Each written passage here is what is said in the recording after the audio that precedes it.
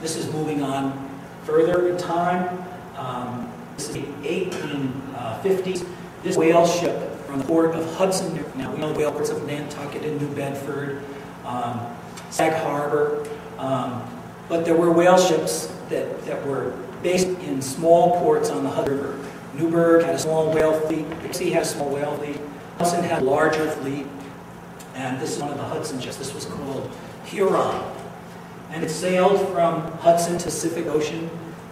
It's at sea for 4 years. I think a part of the interesting history of this ship, I don't know how many of you have ever read Nat Philbrick's book, In the Heart of the Sea. Well, if you recall in that book, that voyage didn't go very well. The ship was the Essex, and it was sunk by a whale. The crew were cast adrift at sea for many, many disasters. Of the 20 men in the crew, 7 survived. The captain had a terrible life after this. He returned to Nantucket, couldn't get a job. But the captain, the first mate, Benjamin Lawrence, became the captain of this ship and sailed it right back to the Pacific Ocean where the Essex had sunk itself. If I may just make a comment, Hudson was settled by Nantucket whaling men during the American Revolution. Union Depot, and this was the station of the New York Central and Hudson River Railroad, and beneath it, along the banks of the river, this little green depot was the station for the D&H Railroad. You can see the effect of barge traffic based in Albany at that time. If you know anything about the history of the Hudson River, you probably knew that there were ice houses on the river. That's one of the ice houses right there. This is at Point, New York. This is also the 1870s. This is the Troy train shed and engines from the D&H Railroad. And this is the Dayliner Albany, one of the glorious dayliners that traveled the Hudson from the north end to the south end. I've always been a model builder. I mean, I couldn't just sit down and invent Schenectady. It was something that's not possible for me. I need a reference. And being trained as an architect, I was always building models. Even when I was a little kid, I was building models. But here's an example of a cardboard model I built of City Hall in Albany in the 1780s. And I would carry the model to all kinds of extents or scale. I would build little carts and horses and sometimes little figures. But this gives me a sense of the relationship between these buildings and a sense of the perspective of what this point might have looked like at the time. 5 years ago, I started to make the conversion from building physical cardboard models to building digital computer models, and using basically techniques coming up with sort of similar objects. This is a digital model that I built of a Dutch house. And that brings us to Image, New York. It took a long time for me to get to this. But, I started to think about Manhattan about maybe 4 or 5 years ago. I was always afraid of it. I didn't know enough about it. I really didn't know where to begin. So a relationship, professional contract eventually evolved out of getting to know Courtney Pass here with a project that's called the New Amsterdam History Center. And what happened is we were both working on the same sort of thing. I was trying to figure out what New York looked like. The Amsterdam History Center was trying to have a digital recreation based on data from the 1660s about Manhattan. Now, we know bits and pieces of what the city looked like at that time. This is probably the most famous map of early Manhattan. This was drawn by Jacques Cortelyou in 1665. It's called the Castello Plan. It's located in Florence, Italy, in the Medici Library. And it really gives an idea, block by block by block, where all the houses are. And when you look closely at it, they are all different. There is a lot of detail in this drawing that shows distinctly, or at least what appears to me to be a distinct indication of different kinds of buildings and different scales of buildings.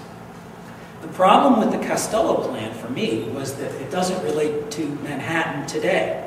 It's not really in scale with Manhattan today. So to begin my project with your center, I thought what I first want to do is take a look at a detailed, accurate survey of Manhattan. And I tried to find an early one, something that was done before 1920.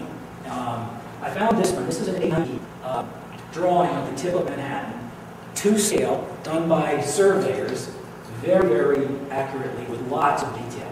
So I thought that by looking at this, starting this, that somewhere in that area might be the shadow of the Costello plan. So if you can just bear with me, this drawing I'm going to rotate clockwise. So this is oriented the same way as the Costello plan. These areas that I've highlighted in green, these areas actually relate directly to the street layout that we see in the Costello plan. So here now I have the basis for kind of creating an accurate image of kind of cross-pollinating this data with the data of the Costello. So here we are back to the Costello plan. The project that I was working on with Courtney, we were going to focus on one area, this highlighted area down here, that's Stone Street. So we knew that this was going to be a difficult project. We decided to take this as a prototype and see what we could come up with. So there it is, sort of isolated. And you can see, if you look at this close up, that here you have some larger buildings, an elongated building, a small building, large building, lots and lots and lots of variety here. So here's this source material to begin with. Here it is sort of translated in scale. These are those same buildings, but now they're applied to actual data. And here, rendered on the rooftops of the buildings. I don't know what these buildings look like. I mean, I can get a sense of what they look like by looking at Costello plan, but I don't know what they look like. So to try to come up with ideas for what each one might have been, I referred to the descriptions from Stokes' iconography of Manhattan. This is Porsche Neil Stuyvesant's great house, which is right there. But there is a description of each and every building in the Costello plan. So taking the architectural layout of the Costello plan, I developed, these are called UV maps for digital modeling.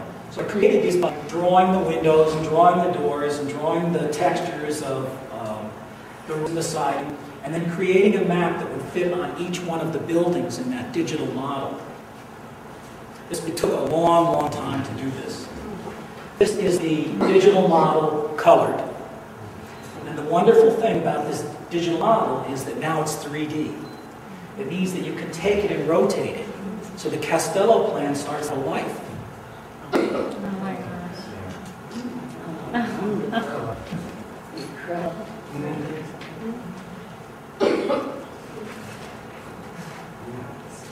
Now, the purpose of all this was to take this model, contrast it with Stone Street today on the internet for everyone. So if these buildings have been very simplified, and there's lots of details that are missing here. For instance, there were drainages in the street here. The buildings were varied a lot more. There was a lot more, there was a lot greater difference between well-built structures and flimsy structures. But it had to be simplified because it has to go on, it has to be available to anybody with any computer. So we had to keep the detail down.